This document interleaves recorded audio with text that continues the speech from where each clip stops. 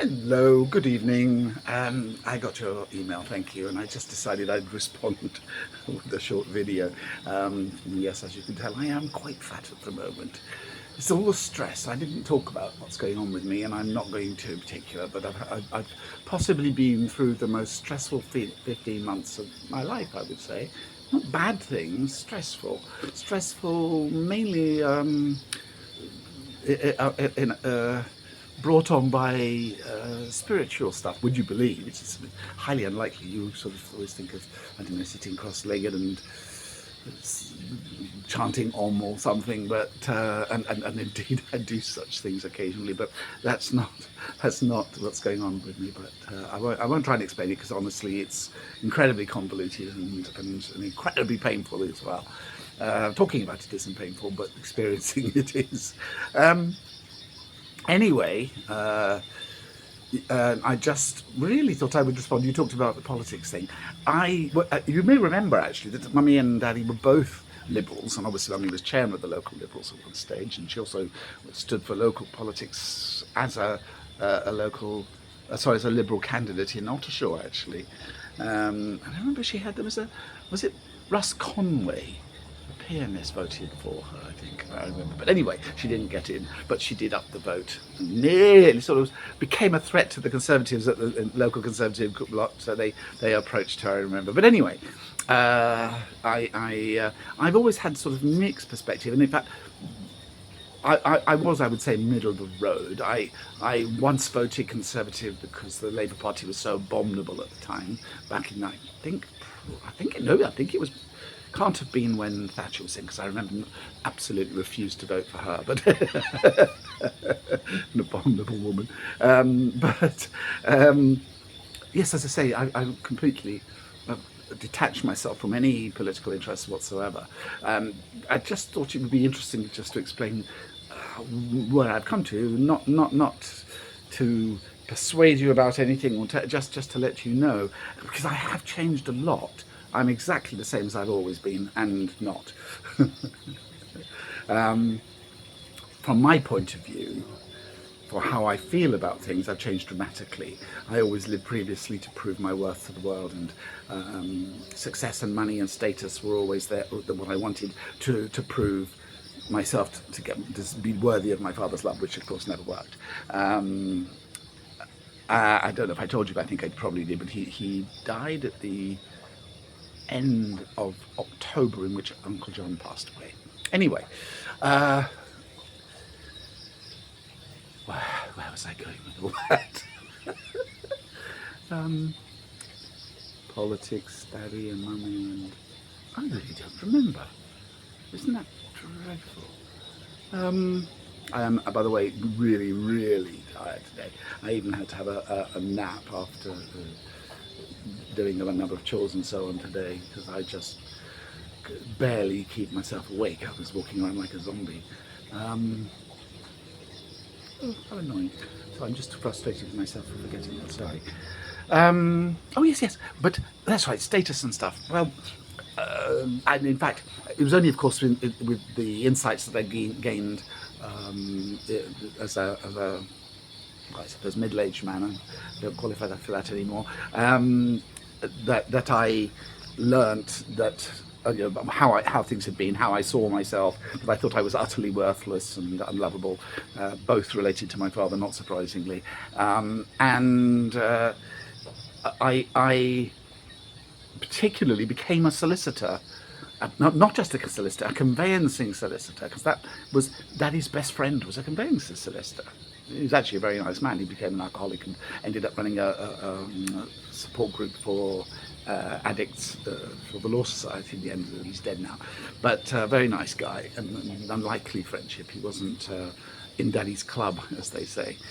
They lived nearby, and Barry, his name was Barry Pritchard, he spent much of his childhood in my grandparents' house, and he said to me over lunch that I had with him at the Law Society once, he said,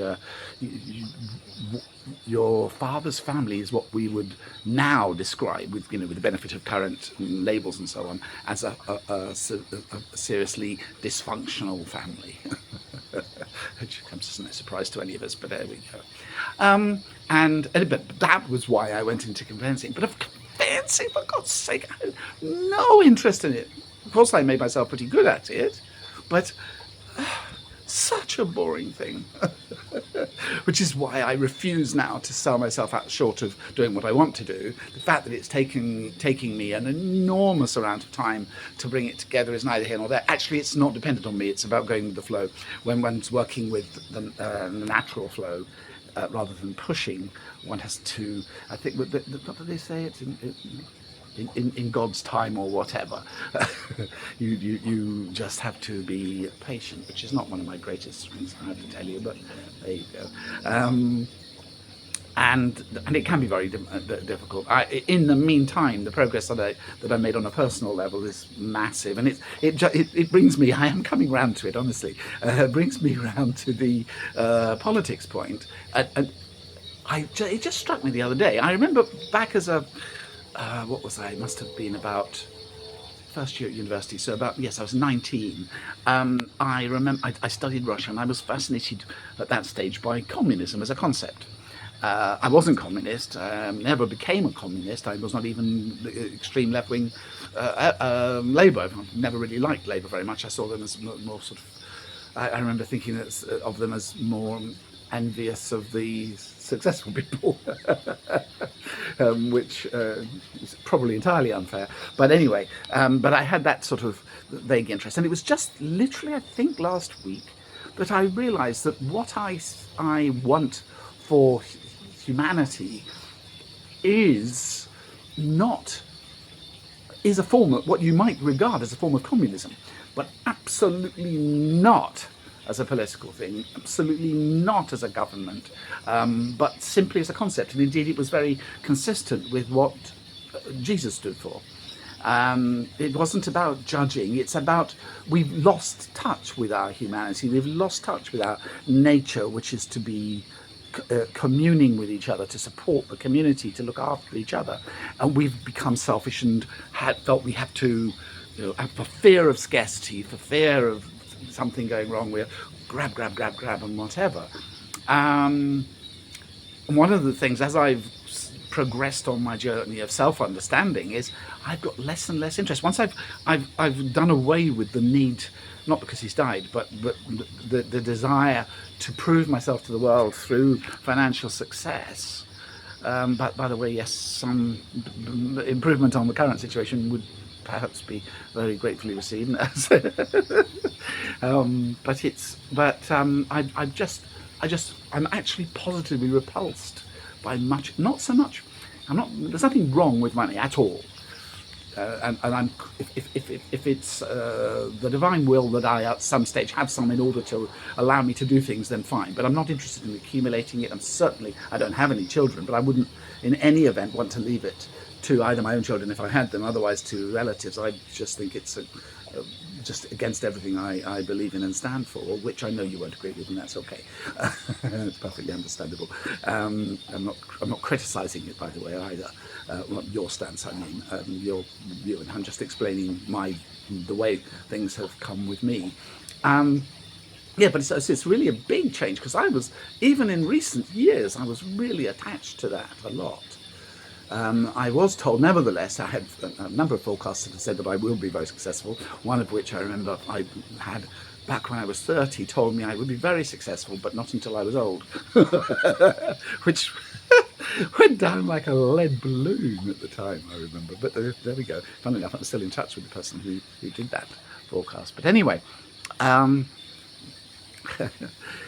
so anyway, I found out the time is like what I ultimately stand for, by the way, is unity consciousness. The unity consciousness says that we are all what I call shards of the divine. I heard recently a beautiful one, fractals of the divine. Fractals is quite a mathematical concept, so I'm not sure if it's a word you're particularly comfortable with. Forgive me if I'm insulting you for saying that. Even I'd never heard of it until probably 10 or 12 years ago. But anyway, effectively, we're all built in, if you like, God's image, would be in Christian terms. And There are no exceptions to that. Hitler was, everybody is, just that we all have free will, so we can make a pig's ear of it, as he did, and as is Donald Trump doing, bless him. I love him so much. Not. But the oneness, the unity consciousness requires that we understand that everybody is nevertheless that. Because I'll tell you the logic of it, scientifically, by the way, is really simple. Everything in the entire universe is just energy and vibrating at different speeds. And all of that energy, no matter what form it is in, has consciousness, and that is it. And if everything is that, if everything has that consciousness, the everything, which people often refer to as the universal God or the divine or whatever, as being the all that is pure unconditional love, which is what I believe as well, then it means that if it's everything, that means it's you and me. It means it's my dog. It means it's my dog's poo. It means it's the fish in my pond here. And I don't believe in worship, by the way, either, which is another matter. That doesn't mean you don't respect and be deeply grateful, but it's not the same thing. And so I therefore don't believe in fear. The concept that Christians introduced of fearing God is an abomination in my world. But so where was I going with this? Yes, only it was just as I developed my thinking. This is all. I haven't followed anybody else. I have just experienced things, noticed how I feel, seen the logical conclusions of them. I would describe myself as a very deep thinker in that regard, and I've come to these feelings about things. I also believe there is no truth. So what I'm saying to you is my truth, if you like, but it isn't the truth. And because we all create our own reality, which is a whole different conversation, which I'm not willing to bore you with, but yeah, so anyway, and as I said, I've just come to the stage of really feeling very attached. I will be very grateful as and when I am able to make money that I can build my home, which will not be cheap, as Thailand's getting quite expensive now, particularly the land in the area that I need to live. But there's no rush to it, there's no race to it in the way that I used to be, constantly wanting to better myself. And yet it just suddenly hit me. I thought, oh, actually my unity consciousness, which believes in therefore providing and doing my bit for society as a whole, and giving, not receiving, looking to give and provide, we should all be providing for each other. And I thought, oh God, I think I've become a communist. As I said, please understand that as a with a pinch of salt, because I absolutely would never, if I can't vote here anyway, but I would never vote for any party, but particularly not the Communist Party. Have not earned my respect under any shape or form, rather.